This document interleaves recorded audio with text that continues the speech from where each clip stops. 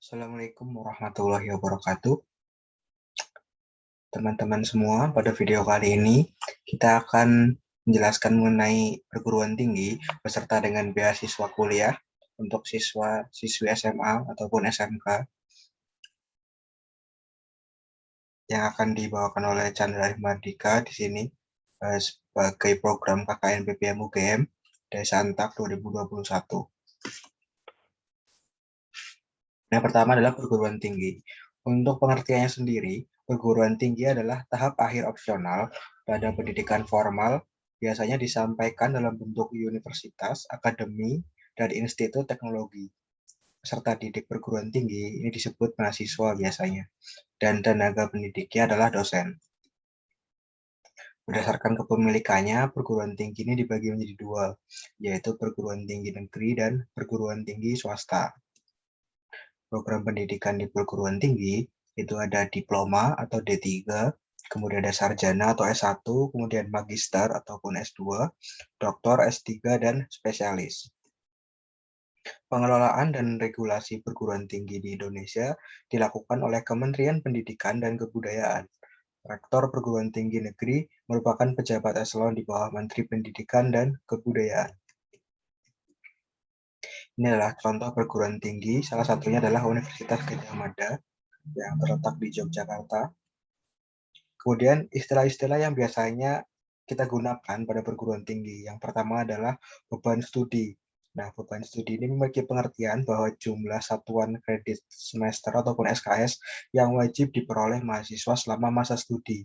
Jadi mahasiswa ketika mengambil kuliah di perguruan tinggi, ada yang namanya beban studi, yaitu adalah jumlah studi yang harus diambil ataupun dipelajari oleh mahasiswa selama masa studinya. Kemudian ada SKS ataupun satuan kredit semester. Ini digunakan umum di perguruan tinggi. Nah, itu sebagai satuan beban studi mahasiswa. Jadi beban studi mahasiswa tadi yang harus diselesaikan, satuannya adalah SKS.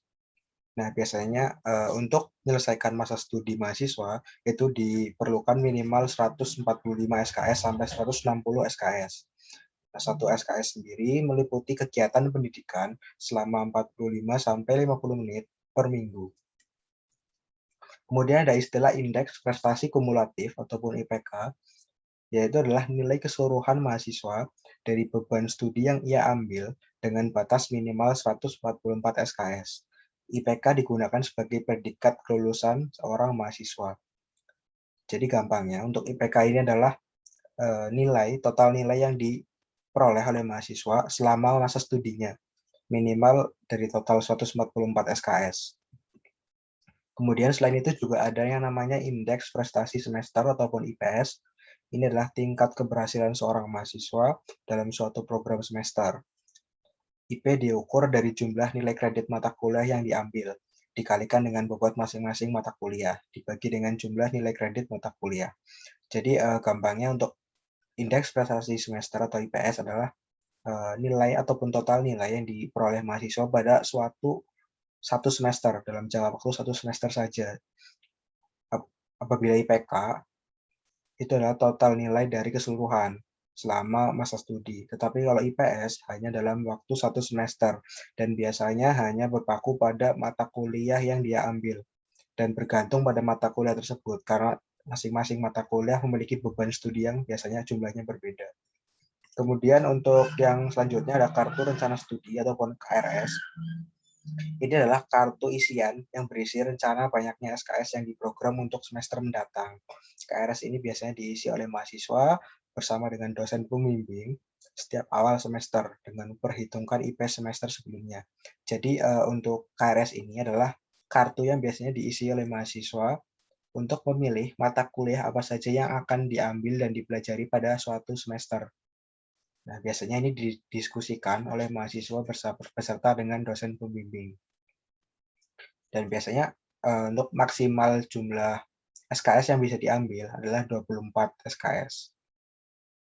Dan ini juga bergantung pada IP semester sebelumnya. Apabila IP semester sebelumnya itu masih kurang memuaskan, maka jumlah maksimal SKS yang boleh diambil itu akan lebih sedikit.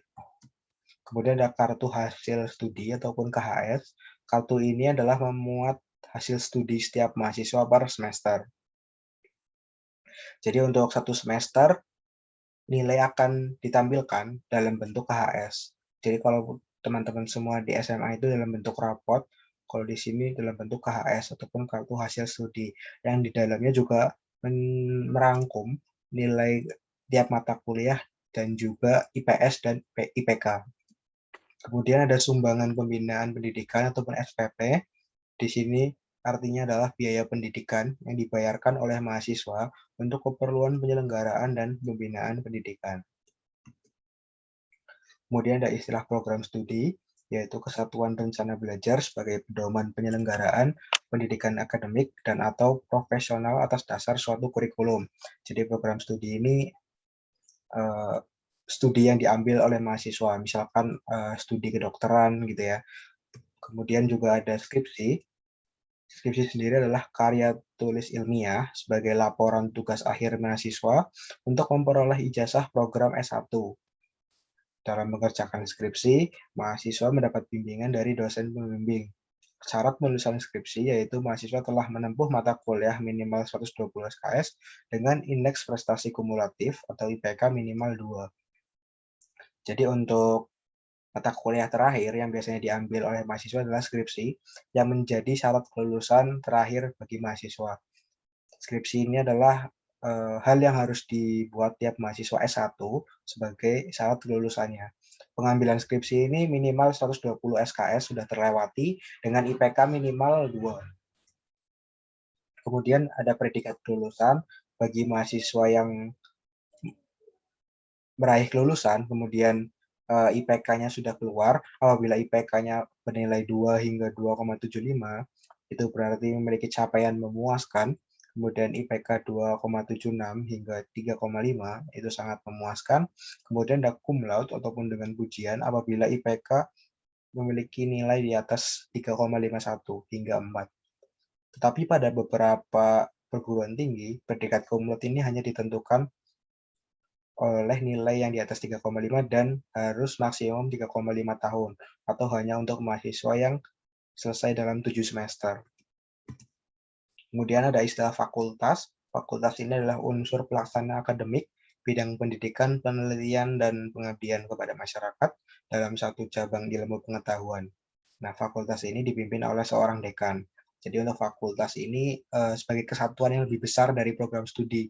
Misalkan untuk program studi teknik elektro, teknik mesin, itu biasanya dibawahi oleh fakultas teknik, karena masih satu rumpun di arah keteknikan.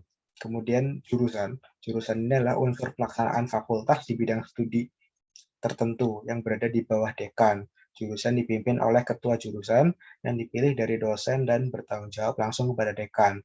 Nah, untuk jurusan sendiri ini biasanya pengelolaan ataupun pemerintahan di bawah fakultas yang biasanya membawahi masing-masing bidang studinya. Seperti tadi teknik elektro, misalkan teknik mesin, itu juga ada organisasinya sendiri yang langsung berada di bawah dekan yang merupakan pemimpin fakultas. Nah, kemudian ada gelar akademik, yaitu sebutan profesi yang diberikan kepada lulusan perguruan tinggi. Gelar ini dicantumkan pada ijazah bersama nama fakultas, program studi, dan tanggal lulusnya. Contoh sarjana-sarjana yang sering kita dengar ya, antara lain adalah sarjana pendidikan atau SPD dan sarjana teknik ataupun ST. Kemudian ada istilah uang kuliah tunggal ataupun UKT yang merupakan sebagian dari biaya kuliah tunggal yang ditanggung setiap mahasiswa berdasarkan kemampuan ekonominya.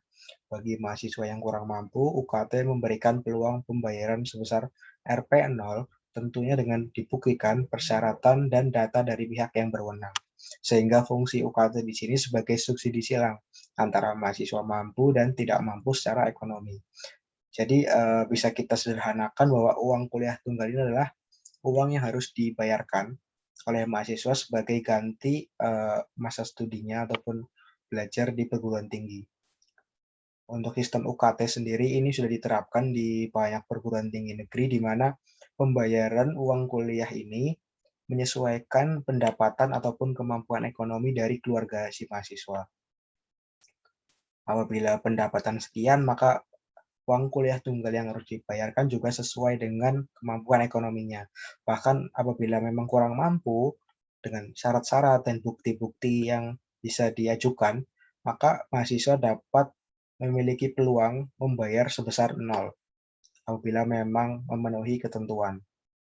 Nah, dalam kasus ini sebenarnya UKT ini seperti subsidi silang, di mana untuk mahasiswa yang mampu itu disilang ataupun uangnya akan disilangkan dengan yang tidak mampu. Jadi untuk perguruan tinggi sendiri, untuk uangnya masih merata dari pendapatan setiap mahasiswa.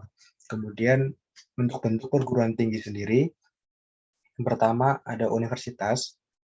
Di universitas ini kamu bisa mendapatkan banyak pilihan bidang keilmuan. Ada beberapa fakultas, biasanya didasarkan rumpun ilmu tertentu seperti fakultas hukum, fakultas psikologi, fakultas teknik, dan sebagainya. Dan biasanya ini bervariasi, dan kemudian setiap fakultas ini memiliki banyak program studi. Ini biasanya yang terdapat di universitas. Universitas ini menyediakan pendidikan akademik seperti S1, S2, S3, maupun pendidikan vokasi ataupun D3. Kemudian institut, bentuk institut ini berbeda daripada di universitas, di mana di universitas ini ada banyak fakultas dari berbagai rumpun ilmu, tetapi di institut kamu hanya akan menemukan fakultas dari satu bidang keilmuan. Sama seperti universitas, di institut juga bisa menyelenggarakan program pendidikan akademik seperti S1, S2, maupun pendidikan vokasi seperti D3. Kemudian ada sekolah tinggi. Perbedaan paling mencolok pada sekolah tinggi dengan universitas dan institusi adalah pilihan fakultasnya. Sekolah tinggi hanya membuka satu fakultas dengan beberapa pilihan program studi. Namun sekolah tinggi juga bisa menyelenggarakan program pendidikan akademik maupun vokasi. Kemudian ada politeknik. Politeknik adalah bentuk perguruan tinggi yang khusus melaksanakan program pendidikan vokasi. Namun di sini kamu masih memiliki beberapa pilihan rumpun ilmu. Politeknik umumnya membuka program D3 dan D4. Jadi untuk politeknik sendiri tidak ada program S1, S2, hanya vokasi ataupun D3 dan D4. Tetapi masih banyak rumpun ilmu yang tersedia. Kemudian yang kelima adalah akademi. Akademi sama dengan politeknik, merupakan penyelenggara khusus program pendidikan vokasi. Perbedaannya adalah di akademi ini hanya terdapat satu bidang keilmuan. Di akademi, jenjang pendidikan yang umum dibuka adalah program D3. Akademi yang membuka program D1 dan D2 biasa disebut dengan akademi komunitas. Kemudian jurusan kuliah. Di perguruan tinggi sangat tidak asing mendengar kuliah, karena tempat kuliah adalah di perguruan tinggi. Dan biasanya ada jurusan-jurusan yang bisa diambil oleh para siswa SMA ataupun SMK yang ingin melanjutkan studi ke perguruan tinggi. Yang pertama biasanya adalah untuk siswa SMA dan SMK di bidang IPA. Untuk kelompok saintek itu terdiri dari jurusan kedokteran, farmasi, ilmu keperawatan, kehutanan, pertanian, peternakan, teknik, perikanan, ilmu komputer, matematika, biologi, kimia, dan fisika. Kemudian untuk kelompok sosum, untuk bidang IPA bisa mengambil ilmu ekonomi, akuntansi, manajemen, filsafat, hukum, pariwisata, sejarah, sastra, seni, ilmu komunikasi, politik, psikologi, dan hubungan internasional, dan yang masih banyak lagi lainnya. Kemudian untuk siswa SMA ataupun SMK di bidang IPS, untuk kelompok yang saintek, itu ada kartografi dan penginderaan jauh, ada statistika, pembangunan wilayah, dan ilmu aktuaria. Kemudian untuk kelompok sosum, yaitu adalah ilmu ekonomi, akuntansi, manajemen, filsafat, hukum, pariwisata, sejarah, sastra, ilmu komunikasi, politik, psikologi, dan hubungan internasional. Kemudian untuk jalur masuk perguruan tinggi, yang pertama adalah SNMPTN ataupun Seleksi Nasional Masuk Perguruan Tinggi Negeri. Ini adalah jalur masuk perguruan tinggi yang pertama, di mana jalur ini adalah khusus untuk universitas negeri di Indonesia. Untuk bisa mengikuti seleksi SNMPTN, siswa SMA ataupun SMK akan mendapat undangan dari sekolah, baik SMA, SMK, atau sederajat. Nah, undangan ini diambil berdasarkan keunggulan akademik tiap siswa yang dibuktikan ataupun yang dilihat dari nilai raport yang baik serta riwayat prestasi yang pernah diraih oleh para siswa. Nah, jalur dari SNMPTN ini hanya memiliki kuota 20% dari total kursi yang ada di suatu jurusan, dan hanya untuk siswa yang lulus di tahun yang sama dengan SNMPTN dilaksanakan. Jadi untuk jalur ini, misalkan teman-teman lulus 2012, maka hanya boleh mengikuti SNMPTN tahun 2012 juga gitu. Misalkan untuk tahun ini 2021, maka pesertanya adalah siswa-siswa yang lulus dari 2021, karena untuk pesertanya adalah siswa yang lulus di tahun yang sama dengan SNMPTN dilaksanakan. Kemudian untuk kuota SNMPTN ini 20% maksudnya adalah misalkan pada suatu jurusan total siswa yang diterima adalah 100, maka yang lolos dari SNMPTN ini adalah 20 orang. Kemudian apabila lolos pemeringkatan nilai, maka siswa dapat memilih 3 jurusan. Ini misalkan nilainya memenuhi standar sehingga boleh mendaftar di SNMPTN ya. Kemudian bisa memilih 3 jurusan. Dengan satu diantaranya adalah PTN di kota asalmu. Tapi misalkan kamu hanya memilih jurusan hanya satu saja, maka kamu bebas memilih PTN-nya. Jadi misalkan memilih 3 jurusan, harus ada satu yang terletak di PTN yang bersamaan ataupun sama dengan kota asal. Tapi misalkan hanya memilih satu jurusan, maka bebas di PTN manapun. Kemudian jalur masuk yang kedua adalah SBMPTN ataupun seleksi bersama masuk perguruan tinggi negeri. Jalur masuk kuliah khusus ini juga untuk universitas negeri di Indonesia yang biasanya melalui tes. Untuk SNMPTN hanya melalui nilai raport, untuk SBMPTN ini melalui tes ulang yang biasanya disebut dengan UTBK ataupun ujian tulis berbasis komputer. Pendaftaran dilakukan dengan mengunggah dokumen yang diperlukan di website LTMPT ataupun lembaga tes masuk perguruan tinggi, dan biasanya untuk mengikuti tes SBMPTN dikenakan biaya. Kamu dapat memilih 2 jurusan pada satu PTN ataupun satu jurusan di 2 PTN.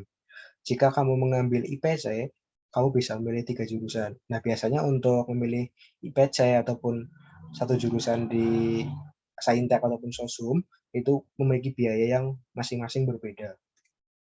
Materi yang akan diujikan pada UTBK adalah tes potensi skolastik dan tes kemampuan akademik sesuai dengan jurusanmu. Kuota SBMPTN ini cukup besar dibandingkan dengan SNMPTN, yaitu 40%. Kemudian ada seleksi mandiri.